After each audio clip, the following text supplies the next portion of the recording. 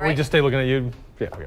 So hit by hackers, TSA is investigating after the public websites of several major airports were shut down yesterday. The Russian-speaking hacking group Killnet claimed responsibility for the cyber attack. And while those sites are back up and running this morning, this certainly remains a security concern. So we have the co-founders of Online. It's a national cybersecurity business, Ben Fink and Chris Friedman, who are joining us this morning to give us a better idea of how something like this can happen and also how we all can protect ourselves, whether it be a company or even personally. Good morning. Thanks for being here. Appreciate it. Okay, so let me start first, if I could, Ben. How does something like this happen?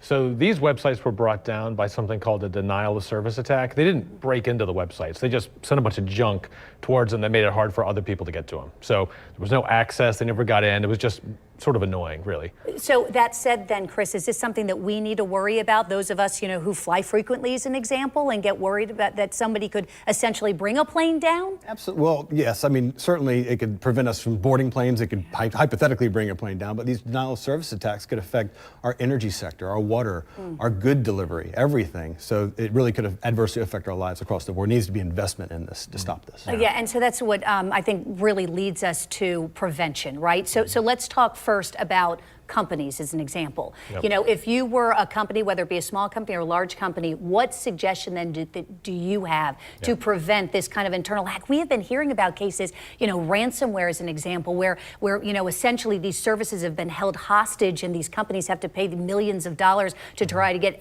online access back in so that they can continue to work. So how does someone prevent something like that? Yeah, that's a great question. So the first thing is do what the airlines did. Have your website be separate from everything else. So no airfield operations, nothing was impacted that was health and safety. So all that stuff was great. So do that. Separate things that are on the internet from other things.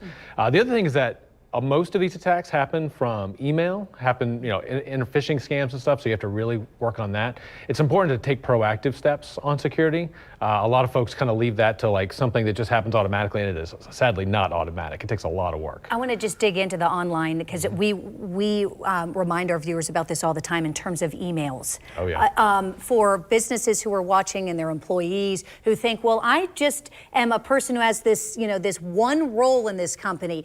There isn't anything I could possibly do then that could somehow impact the entire business. But the reality is, Chris, also is that these scammers are very, very clever, and these hackers, and you really have to be careful in what you're clicking on. Well, yes, your employees, first of all, are your human firewall, and so you need to train them. They need to be vigilant. And personally, you need to be vigilant as well. When you receive an email, have a defensive posture, right, when you read it. When you receive a financial statement from your bank, have a defensive posture if it's asking you to return information.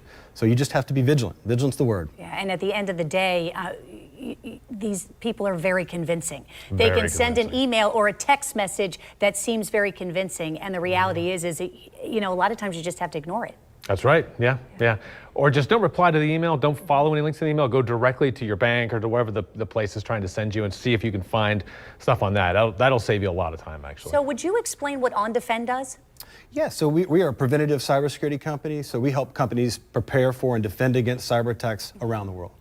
Okay, fantastic, guys. Thanks for being here. Appreciate it. Thank really you. Great perspective, too. Not just if you own a company, but also just personally, since, we're in a world of all digital age between cell phones and computers and social media. Thanks for your time this morning. Thank you.